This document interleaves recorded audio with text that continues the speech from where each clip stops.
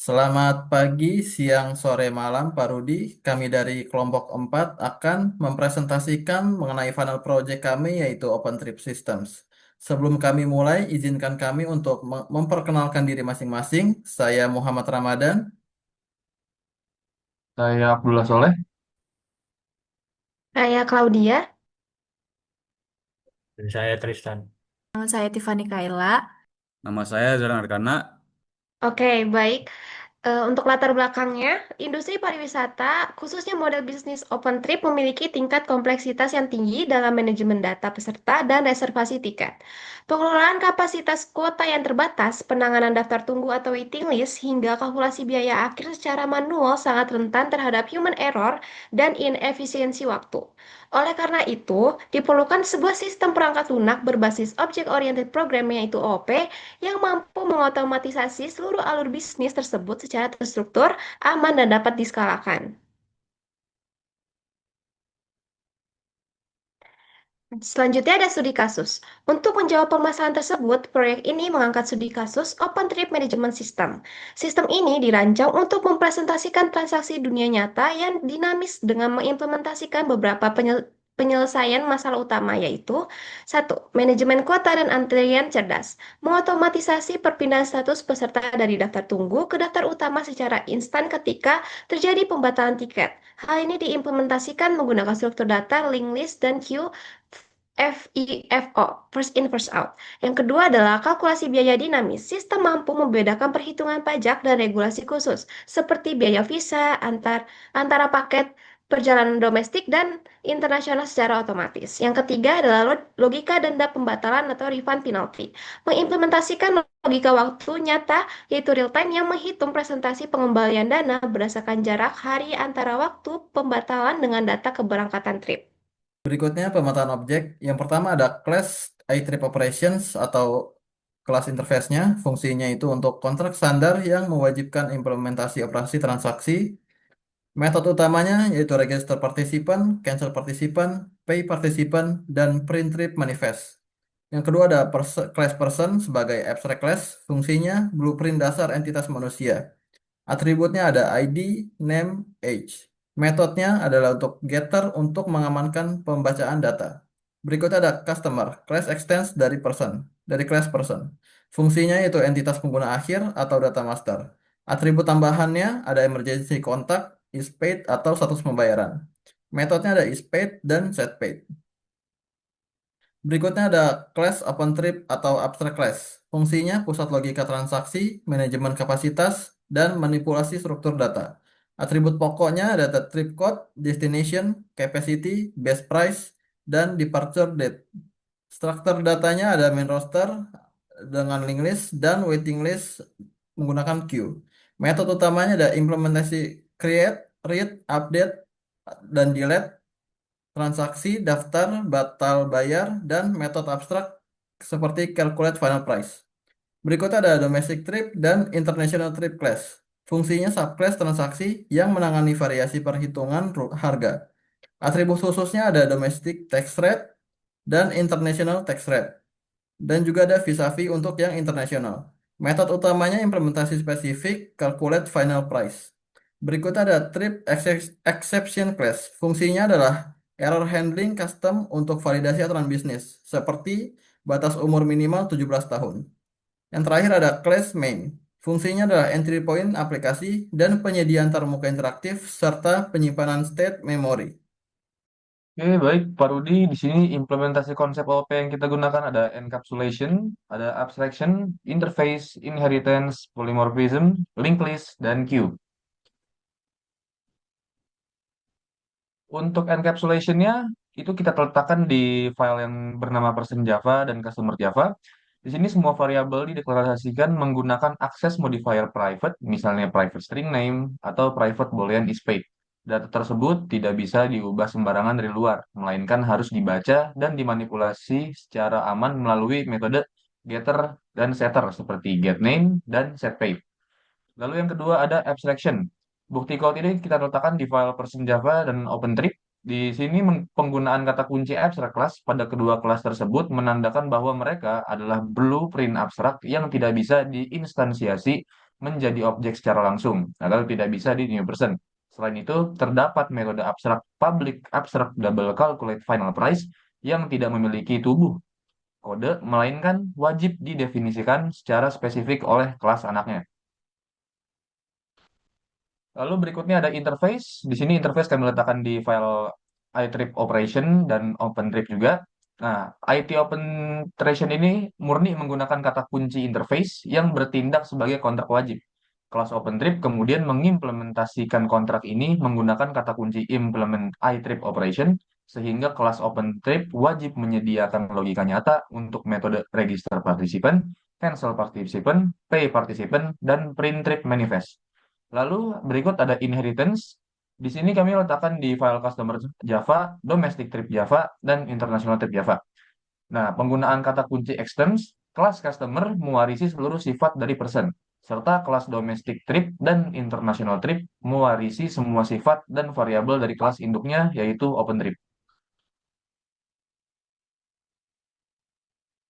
Berikutnya ada polymorphism, di sini kami letakkan di file anak-anaknya dan file main Java. Method overriding itu ada kelas domestic trip dan international trip memiliki metode calculate final price yang namanya sama persis, tetapi rumusnya di dalamnya berbeda. Seperti trip domestik menghitung PPN 11%, trip internasional menghitung pajak 5% plus biaya visa. Polymorphism reference-nya itu di file main Java, objek dari kelas anak disimpan ke dalam variabel bertipe kelas induk atau interface, yaitu adalah list open trip, list trip, sama dengan new linked list, dan list trip app dan new domestic trip. Lalu berikutnya ada linked list. Bukti code ini terletak di open trip dan main Java kita. Kita di sini menggunakan double linked list, menggunakan pustaka resmi Java, Java util linked list. Di dalam kelas ini open trip main roster bertindak sebagai daftar utama peserta yang berhasil mendapatkan kuota trip. Struktur ini dimanipulasi secara aktif menggunakan iterator untuk menghapus data secara aman saat ada pembatalan di metode cancel participant. Lalu yang terakhir di sini queue kami letakkan di file OpenTrip Java pada variabel waiting list. Menggunakan pustaka Java util queue yang diinstansiasi menggunakan linked list karena di Java linked list mengimplementasikan antarmuka queue. Logika antriannya itu memenuhi prinsip FIFO yaitu first in first out secara aktif melalui dua operasi utama. Yang pertama ada waiting list over customer, itu memasukkan peserta ke ujung belakang antrian jika kuota utama penuh. Dan yang kedua ada waiting list poll, mengambil dan menghapus peserta di urutan paling depan untuk dinaikkan secara otomatis ke daftar utama ketika ada peserta lain yang melakukan cancel. Selanjutnya merupakan dynamic data storage linked list. Yang pertama yaitu fokus implementasinya yaitu list global customer yang menyimpan master data akun. Lalu main roster sebagai penyimpanan daftar utama peserta pada transaksi trip. Lalu kedua justifikasi pemilihan. Mengapa kami menggunakan linked list? Yaitu link list yang kami gunakan yaitu double link list yang mendukung alokasi memori dinamis yang ideal untuk data transaksi dengan intensitas penambahan dan penghapusan tinggi, menghindari inefisiensi pergeseran indeks yang sering terjadi pada struktur array statis. Yang ketiga yaitu advanced manipulation technique. Menggunakan modul iterator saat proses cancel trip. Hal ini menjamin keamanan dari pencarian dan penghapusan data pada linked list tanpa memicu error sistem atau concurrent modification dan itu exception. Selanjutnya yaitu Smart Queue Management atau antrean FIFO, first in first out. Fokus implementasinya itu dari waiting list sebagai penyimpanan daftar tunggu peserta yang diimplementasikan menggunakan tipe struktur antrean atau queue. Lalu kedua, justifikasi dari pemilihannya. Kenapa menggunakan queue atau antrean? Karena mengakomodasikan prinsip first in first out atau FIFO untuk menjamin keadilan sistem atau fairness bagi pendaftar yang kehabisan kuota. Lalu yang ketiga, integrasi dan fungsionalitas lanjutan ya, fungsionalitas lanjutannya atau auto promotion. Yang pertama ada metode over yaitu memasukkan peserta ke ujung antrean saat main roster penuh. Lalu metode poll, ekstraksi cerdas. Saat terjadi pembatalan di main roster, sistem otomatis memanggil poll untuk memindahkan peserta terdepan di queue langsung ke dalam link list utama. Next, exception handling. Pertama, custom exception class-nya atau trip exception-nya berfungsi untuk memisahkan error sistem dari pelanggan aturan bisnis. Lalu, contoh validasi komprehensifnya yaitu penolakan pendaftaran jika usia peserta di bawah 17 tahun, serta pencegahan duplikasi ID pendaftaran di daftar utama maupun daftar tunggu. Selanjutnya, robust error catching atau block try catch berfungsi untuk mencegah program berhenti secara paksa atau crash akibat kesalahan format input. Contohnya seperti penanganan number format exception saat sistem mengekspektasikan input angka tetapi menerima input teks. Lalu yang terakhir ada clear dan informative user feedback, berfungsi untuk memberikan panduan yang jelas kepada pengguna terminal saat terjadi anomali. Untuk implementasinya, penggunaan tag respon standar seperti sukses, error, warning, dan info. Jadi saya akan menjelaskan bagian kesimpulan. Jadi yang pertama itu ada arsitektur OOP scalable. Jadi penggabungan 5 pilar utama OOP yaitu ada enkapsulasi, abstraksi, warisan, dan polimorfism. Dan interface menciptakan hierarki objek yang rapi dan dapat dikembangkan lebih lanjut. Hasil kedua itu ada efisiensi struktur data tingkat lanjut, yaitu sinergi antara linked list dan queue menghasilkan manajemen memori yang dinamis. Itu dapat dibuktikan dengan keberhasilan fitur auto promotion pada daftar antrian. Selanjutnya yaitu nomor 3, yaitu ada keandalan dan keamanan sistem. Jadi implementasi custom exception handling dan validasi input secara ini efektif dan mencegah crash pada program dan menjaga integritas data transaksi. Yang keempat itu penyelesaian studi kasus atau business value, yaitu sistem berhasil mengotomisasi proses bisnis yang kompleks meliputi pendaftaran, kalkulasi harga dinamis, hingga algoritma denda pembatalan atau juga bisa disebut refund secara real time. Baik, berikutnya kami akan melakukan live demo dari aplikasi yang telah kami rancang pada aplikasi OpenTrip Systems ini.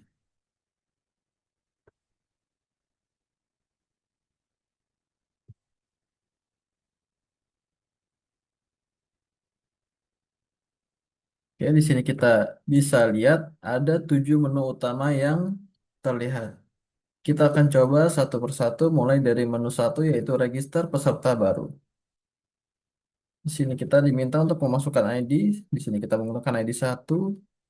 Masukkan nama lengkap. Masukkan umur. Lalu kontak darurat kita bisa isi nama dan nomor. Oke, jika berhasil akan muncul notifikasi atau pesan sukses akun berhasil didaftarkan ke database global. Berikutnya menu 2 yaitu lihat list OpenTrip yang tersedia. Oke, di sini tersedia ada 10 total 10 eh, list OpenTrip yang tersedia, 5 domestik dan 5 internasional. Sebagai contoh, kita akan memilih eh, destinasi Nusa Penida dengan kode domestik 04. Di menu 3 juga kita bisa melihat list peserta pentrip. Kita sebagai contoh kita pilih domestik 04 yaitu Nusa Penida.